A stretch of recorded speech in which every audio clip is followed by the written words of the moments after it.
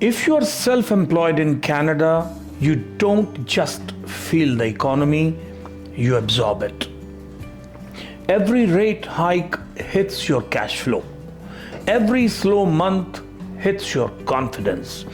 Every lender's questions feel personal. And as we go deeper into 2026, the pressure is building fast. Higher borrowing costs, tighter qualification rules, unpredictable revenue. This isn't just any other challenging year. Now, for many entrepreneurs, it could be a financial stress test like anything they have seen before. The question isn't whether it will get tougher. The question is, are you structured to survive it and strong enough to win in it? Now, if you're self-employed in Canada, friends, you already know something most salaried workers don't. There is no safety net. There is no guaranteed paycheck. There is no corporate cushion. And in 2026, that reality could feel brutal. Not dramatic, not exaggerated, brutal. Because the economic pressure that employees feel slowly, entrepreneurs feel instantly. The invisible squeeze no one is talking about. For self-employed Canadians, the squeeze isn't just about interest rates, it's layered. Higher borrowing costs, tighter lending guidelines, inconsistent income, rising operating expenses, clients cutting budgets, taxes that don't care if revenue dipped. Now, when banks assess a salaried employee, they look at a T4. Now, when they assess you, they scrutinize 2 years of income, deductions, add-backs, volatility, risk. And if 2024 or 2025 was already uneven, 2026 underwriting could feel like a wall. Friends, I am Rajeev Tawar in the business of mortgage brokering for over 2 decades. And if you want to stop guessing and start winning with your mortgage, my YouTube channel is your shortcut to clarity. Every week, I break down complex mortgage strategies, renewal hacks, and insider tips that banks don't tell you. All in plain, actionable language. Whether you are self-employed, a first-time buyer, or looking to protect your equity, subscribing ensures you stay ahead, make smarter decisions, and turn your mortgage stress into real financial power. Please subscribe to the channel, friends. Do it now. Before we move further, you all know that the moment we reach 2,000 subscribers, your name will go in for a draw if you're subscribed, and one winner gets $250 Costco gift card. Also, when we reach 10,000 subscribers, we have another draw, and again, if you're subscribed, one winner gets $2,000 cash, which could go towards your mortgage payment or rental payment. Now, both these promotions are published on our website. Just by subscribing, you get your name in for the draw. And since you're watching my videos in thousands, just hitting the subscribe button could make you win. The names of the winners, friends, will be declared on this channel, and wishing you all the best for the same. And coming back to today's topic. Now, here's where it gets real. When you are self-employed, your income isn't just income. It's a story lenders dissect line by line. 2 uneven years can overshadow a decade of success. Write-offs that saved you taxes can quietly sabotage your borrowing power. A single slow quarter can ripple into higher utilization, tighter approvals, and fewer options at renewal. In a high-rate environment, volatility isn't just inconvenient, it's expensive. And the entrepreneurs who ignore structure, documentation, and liquidity today may find themselves renegotiating from a position of weakness tomorrow. Then again, mortgage renewals hit harder when you are self-employed. Employees see a payment increase, self-employed borrowers see interrogation. Lenders ask, has income declined? Are expenses rising? Is debt servicing still safe? Are write-offs making real income? Even strong business owners can look risky on paper. And here's the part that stings. You can make six figures and still struggle to qualify. Not because you are failing, because the system isn't designed for volatility. Cash flow is oxygen, friends, and it's getting thin. Entrepreneurs understand something deeply. Revenue is vanity and cash flow is survival.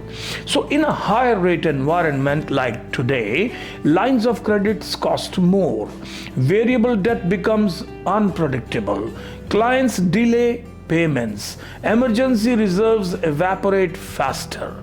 Now, one slow quarter can feel like a financial avalanche. And 2026 may not offer the easy refinancing exits that existed during ultra low rate years. The margin for error is shrinking. Now, this is the tax shock no one prepares for. Self-employed Canadians often optimize taxes through deductions. That works until it doesn't. Lower declared income can reduce mortgage qualification, limit borrowing flexibility, create stress test failures. Then tax season hits and the CRA still expects its share. In tighter markets, tax bills don't feel like paperwork. They feel like bunches. Now, the psychological pressure is different. Employees worry about layoffs. Entrepreneurs worry about everything: revenue, payroll, clients, marketing, debt, personal guarantees, and unlike employees, self-employed Canadians often tie personal and business finances together. Your home may secure your business line. Your HELOC may fund payroll. Your credit may support expansion. When rates rise, the pressure compounds on both sides of the balance sheet. Now, business stress becomes personal stress. Now, why 2026, friends, could be a tipping point? This isn't about panic, it's about preparation. Several forces are converging. Higher for longer rate environment, renewals setting payments upward, lenders maintaining strict qualification rules, consumers becoming more cautious with spending. Now, if revenue slows while debt costs rise, self-employed households could feel squeezed from both directions. And unlike employees, there's no HR department to negotiate with. It's just you. But there's the part no one is saying loudly enough. Number one, brutal markets don't just expose weakness, they reward discipline. So self-employed customers who win in 2026 will clean up personal debt early, separate business and personal structures clearly, strengthen documented income, build 6 to 12 months of liquidity, review mortgage structure before renewal shock hits, avoid auto-renewing out of convenience. Most important, they will act before pressure forces them to. Now, because once lenders tighten further, options shrink. Proactivity equals leverage. Now, here's the uncomfortable truth. The self-employed who relied on cheap money will feel pain. The self-employed who built real margins will gain power. Now, when competitors struggle, market share shifts, opportunities appear, negotiation leverage improves, economic stress redistributes advantage. It doesn't eliminate it. Now, this is the mindset shift, friends, that changes everything. If you are self-employed in Canada right now, the question is not, will 2026 be hard? The better question is, am I structured to absorb volatility? Because volatility isn't new, but cheap capital was. That era is gone. This is the era of strong balance sheets, conservative projections, cash discipline, strategic borrowing. Entrepreneurship has always rewarded the resilient. Now it will demand it. So, the final word. Yes, 2026 could be brutal for the self-employed in Canada. But brutal doesn't mean doomed. It means selective.